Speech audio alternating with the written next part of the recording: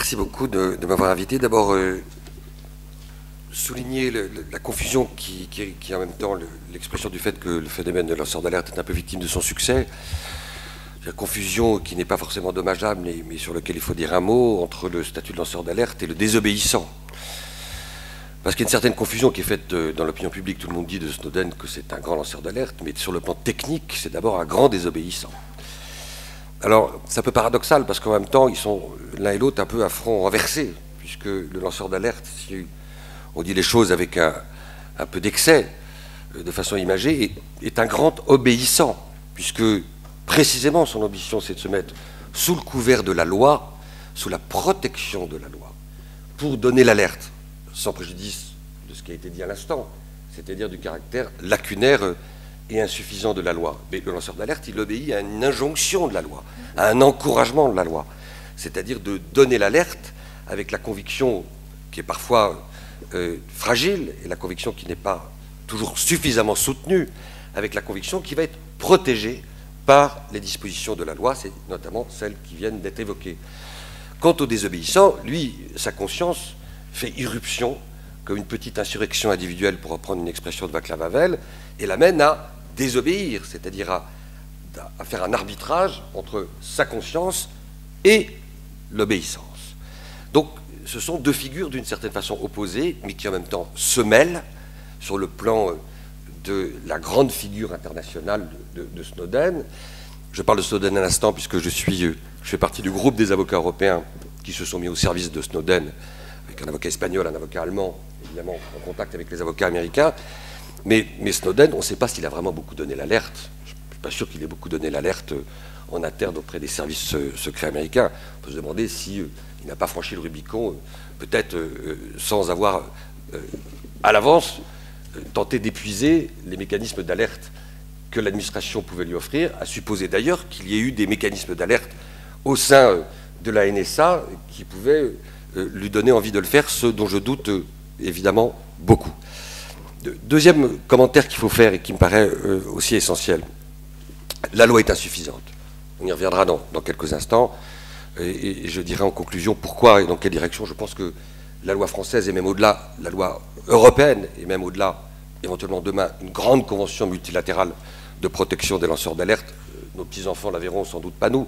Mais pourquoi, évidemment, et dans quelle direction il faut aller. Qu'est-ce qui complexifie la discussion sur le lanceur d'alerte? Ce n'est pas simplement le fait que certains y voient l'annonce d'une société de délateurs. Sur les bancs de l'Assemblée, au Sénat, il y a eu un certain nombre de sénateurs pour agiter le spectre de Vichy et annoncer demain une espèce de société orwellienne où chacun serait sous la menace de la délation de son voisin. Il faut prendre garde, évidemment, au risque constant de la vertu par le vice, et faire en sorte que la loi soit très ferme avec ceux qui feindraient la sincérité pour en fait mener je ne sais quelle vendetta ou représailles privées, parce qu'ils vont donner des arguments à tous ceux qui désignent les lanceurs d'alerte et les désobéissants comme des nouveaux ennemis de l'intérieur, c'est-à-dire comme une menace pour les obliger à faire tomber les masques de leur turpitude et de leur forfaiture. Donc il y a évidemment sur ce point une grande exigence de fermeté qu'il faut avoir vis-à-vis des lanceurs d'alerte de mauvaise foi. Alors, pourquoi c'est complexe? Pas simplement parce que c'est au fond derrière il y a quoi? C'est quoi l'enjeu des lanceurs d'alerte?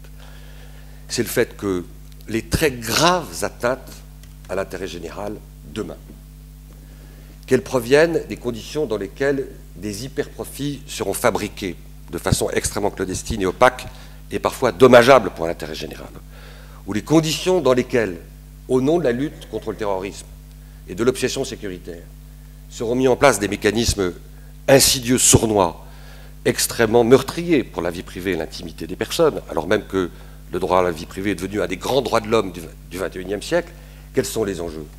C'est concilier le fait qu'il faut maintenir des secrets dans une société démocratique, et ça c'est une question très compliquée qu'on ne va pas épuiser aujourd'hui, parce qu'il faut évidemment maintenir un certain nombre de secrets, mais que l'alerte vient frontalement s'opposer, parfois dans un dilemme compliqué, il faut dire les choses, compliqué, avec la légitimité de maintenir certains secrets. Donc il y a là une contradiction forte contradiction qu'on retrouve aussi chez le fonctionnaire. Article 40 qui l'encourage à procéder à des dénonciations, mais sur lequel pèse une obligation de discrétion et de neutralité. Et on voit bien que culturellement, et pour des raisons de confort, et parce qu'il y a aussi parfois des logiques d'intimidation, et ceci résulte de rapports, c'est pas moi qui l'invente, les fonctionnaires ont tendance plutôt à privilégier le confort du silence que l'inconfort de la dénonciation et donc de la révélation. Donc dilemme extrêmement puissant et dilemme qu'il est compliqué d'arbitrer. Je dis ça parce que la loi demain devra faire un effort pour progresser en direction d'une meilleure protection des lanceurs d'alerte lorsqu'ils violent un certain nombre de secrets. Parce que dans les années à venir, les très grandes révélations impliqueront la violation de très grands secrets. Les atteintes les plus graves à l'intérêt général impliqueront de décadenasser de très lourds secrets, que ce soit le secret des affaires, que ce soit le secret des bancaires, même si ici ou là il semble se fragiliser, mais avec beaucoup d'hypocrisie, on le sait, et le secret défense. Et le secret défense. Très grave question. Tous les grands secrets qui entourent la défense des intérêts stratégiques de l'État, voilà une question évidemment centrale sur laquelle je dirai un mot dans un instant. Il y a derrière toute cette bataille et toute cette lutte, puisqu'il m'est demandé de partager avec vous et brièvement mon expérience dans la défense, non pas d'un certain nombre de lanceurs d'alerte, mais de lanceurs d'alerte qui, épuisés d'avoir donné l'alerte vainement, sont devenus des désobéissants. Donc figure hybride du lanceur d'alerte et du désobéissant. Et donc j'ai participé avec d'autres avocats à ce que les juges commencent à écrire ce qui, dans le droit positif, va être sans doute un des meilleurs boucliers de protection des lanceurs d'alerte désobéissants. Ça s'appelle, c'est l'expression que j'ai trouvée, il semble qu'elle ait fait un peu florès, l'exception de citoyenneté. C'est-à-dire cette idée que quelqu'un qui désobéit, qui viole un secret, peut opposer une exception de citoyenneté, une nouvelle déclinaison de l'état de nécessité. L'état de nécessité, c'est une disposition du Code pénal qui permet d'invoquer des causes exonératoires de toute poursuite pénale, une forme d'immunité. Une forme d'immunité. C'est une jurisprudence qui est née au XIXe siècle, la femme qui meurt de faim pour nourrir son enfant qui vole du lait et qui bénéficie d'une décision de relax car elle était en situation de survie. Et donc cet état de nécessité vitale, cet état de survie, constitue évidemment le fait justificatif le plus évident et d'une certaine façon le plus indiscutable. Alors cette exception de citoyenneté, c'est important que je vous en dise un mot, elle commence à progresser. Dans l'affaire Philippe Pichon, ce commandant de police, vainement tire la sonnette d'alarme auprès de sa hiérarchie en disant « Le fichier STIC, le grand fichier de police français, fonctionne dans l'illégalité. » Ce n'est pas moi qui le dis, ce sont des dizaines et des dizaines d'élus de notre pays, de représentants au Parlement, qui l'ont dit à plusieurs reprises dans différents rapports, comme l'a dit M. Alex Türk en conclusion de son rapport annuel de la CNIL il y a maintenant quelques années. Qu'est-ce qu'a dit le juge? Réquisition du procureur, 3-4 mois de prison avec sursis. Présence de l'État à l'audience en qualité de partie civile. Le tribunal prenant en compte le caractère désintéressé de la démarche. Très important, si l'on veut désobéir, de ne pas mêler la dimension citoyenne de je ne sais quels petits arrière-pensées monétaires ou privées. Caractère désintéressé. Deuxième élément, principe de proportionnalité entre l'intensité de la transgression et l'intensité de l'intérêt général menacé.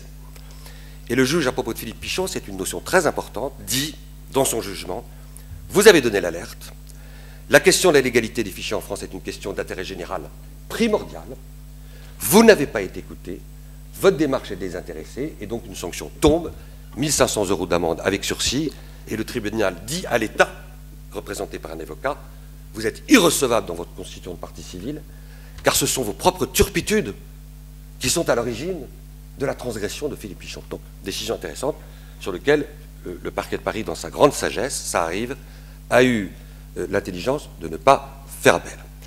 Et donc, il y a ce mouvement qu'on retrouve dans un certain nombre de décisions au bénéfice des faucheurs, à qui l'histoire aujourd'hui, on peut le dire, a donné raison, même si, in fine, qu'est-ce que la Cour de cassation a dit à José Bové il y a quelques années, qui invoquait l'état de nécessité? La Cour de cassation interpelle José Bové et lui dit « Vous ne pouvez pas invoquer l'exception de citoyenneté, car vous n'avez pas épuisé, alors que vous êtes parlementaire, toutes les possibilités d'obtenir dans un débat démocratique le fait de changer la loi. La réponse, sur le plan juridique, était parfaitement indiscutable, parce qu'il était parlementaire.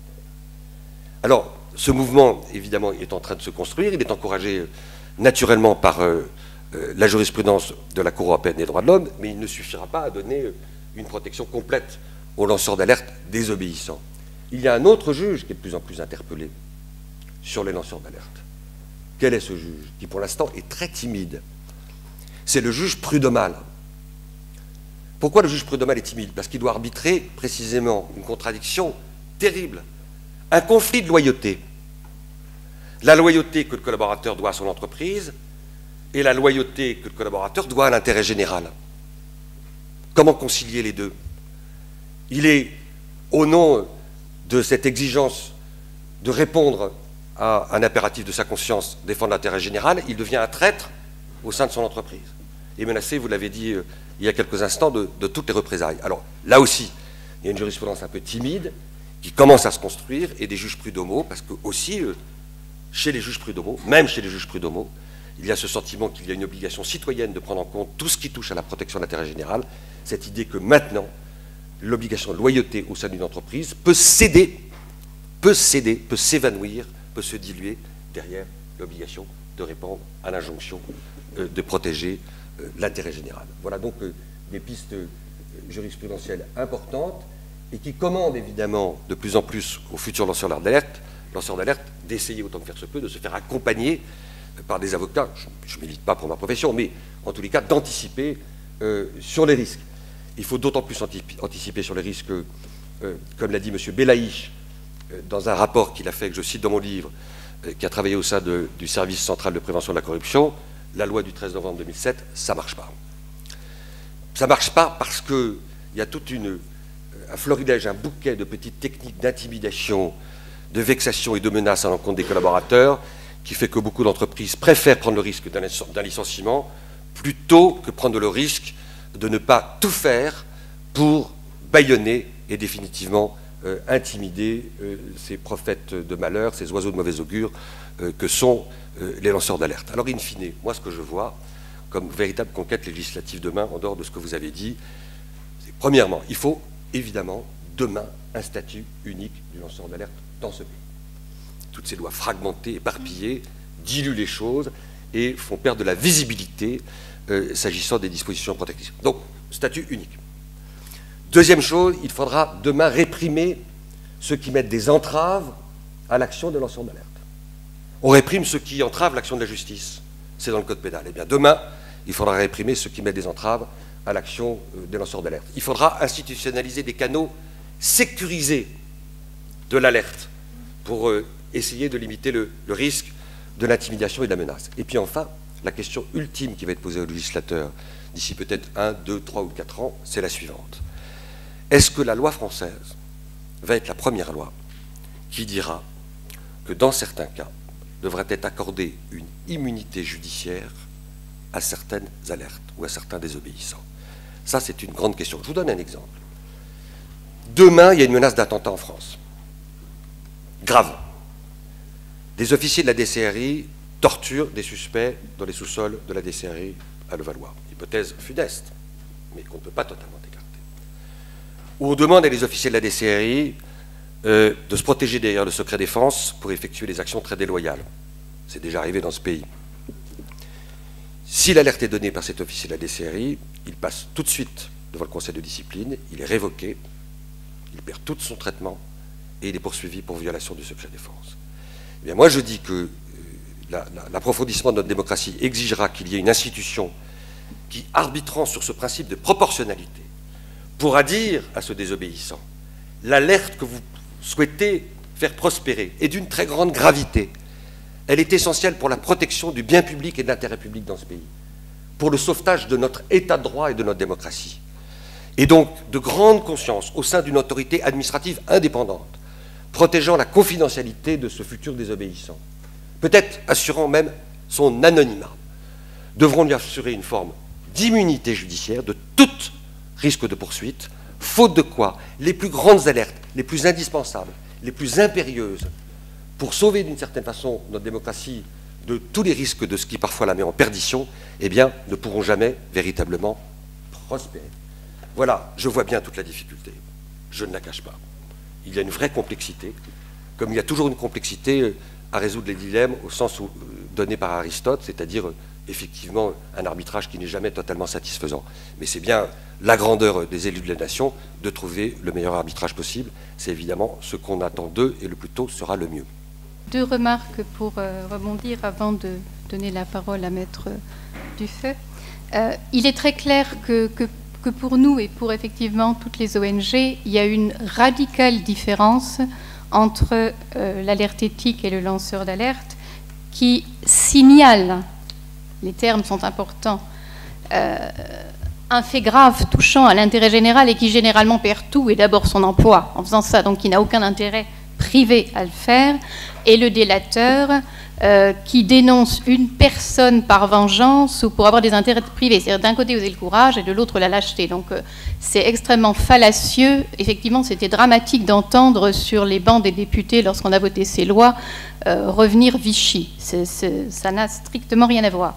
Un certain nombre de pays, effectivement, enfin, comme le droit d'alerte a commencé très tôt dans d'autres pays et très tard chez nous, pour les sanctions, il est très intéressant de voir que chez nous, les sanctions portent plutôt sur... Les sanctions vont être lourdes. Ce qui est chaque fois dit, c'est que les sanctions vont être lourdes pour les fausses alertes et pour les gens qui font effectivement des alertes mal fondées.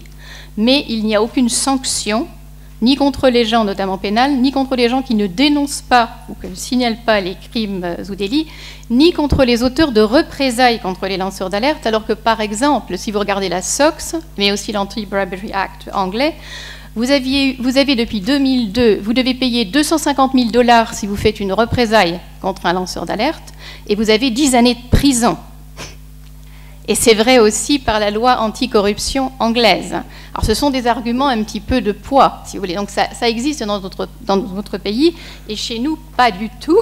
Mais non seulement pas du tout, mais ce sont ceux qui vont faire de fausses ou d'incorrectes informations. Dans d'autres pays, on protège aussi les lanceurs d'alerte qui signalent un fait qui s'avère n'être pas tout à fait fondé ou une alerte qui n'est pas tout à fait fondée, s'ils l'ont fait de bonne foi, c'est-à-dire si au moment où ils l'ont fait, ils avaient des éléments suffisants de bonne foi pour penser que c'était grave. Voilà. Donc tout ceci n'existe pas comme attirail chez nous. Voilà. La grande question demain qui va se poser, c'est la protection des lanceurs d'alerte et des désobéissants dans les pays émergents et les pays du Sud. C'est pour ça que j'ai lancé l'idée d'une plateforme internationale des lanceurs d'alerte avec Mediapart et Offshore Leaks. Pourquoi les pays émergents? J'ai reçu un coup de téléphone d'un banquier qui travaille dans une grande banque africaine, qui m'a dit « Maître, on me demande de faire du window dressing, d'habiller une opération de blanchiment sur 500 millions de $. Je ne veux pas le faire. Aidez-moi. » Qu'est-ce que vous voulez que je lui dise, à part lui envoyer un avion privé pour l'exfiltrer avec sa famille? Rien. Il est dans un pays où il n'y a aucun recours possible, ni un journaliste, ni un juge, ni un avocat. Donc la grande question demain, qui doit mobiliser les ONG, qui doit être notre responsabilité citoyenne, c'est d'élargir ce dispositif auprès des futurs lanceurs d'alerte et des désobéissants dans les pays émergents et les pays du Sud. Il y a aussi dans pas mal de pays des protections policières, physiques, effectivement, pour les lanceurs d'alerte. Maître Dufeu, voulez-vous réagir à tout cela et effectivement nous donner quelques-uns de vos dossiers?